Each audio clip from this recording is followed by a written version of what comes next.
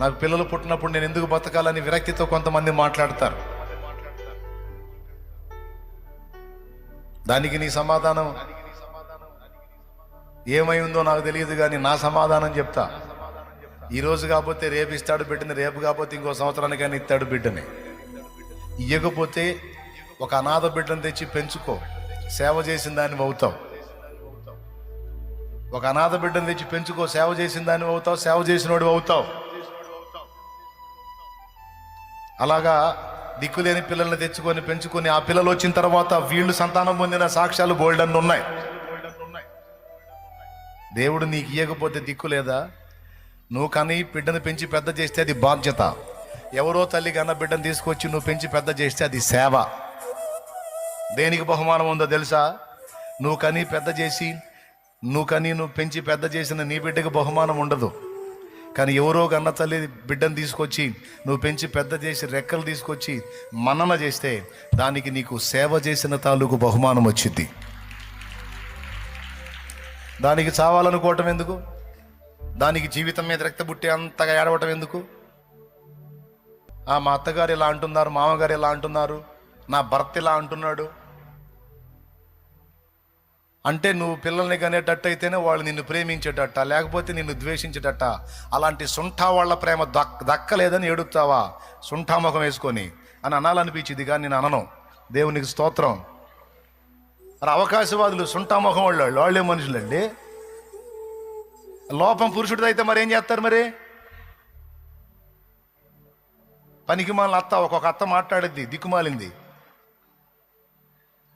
దాన్ని వదిలేరా, ఇంకో దాన్ని చేసుకో. దోషం వీడిదైతే వీళ్ళ లోపం ఉంటే అప్పుడు ఆమెకి చేసిద్దా ఇంకొకటి తెచ్చి? చెప్పు తీసుకొని కొట్టాలనిపించింది, కానీ నేను కొట్టకూడదు కాబట్టి వదిలేస్తున్నాను. దేవునికి స్తోత్రం. మాట్లాడేటప్పుడు చూసుకొని మాట్లాడాలి. నీ ఇంటికి తెచ్చుకున్న కోడలని కూతురైనా కోడలైనా ఆమె అనుకొని ప్రేమించు. పనికి మాలిందనా ప్రేమించు. ఇవాళ కాకపోతే రేపు ఆశ్చర్యకార్యం చేస్తాడు, దేవుడు ఇస్తాడు.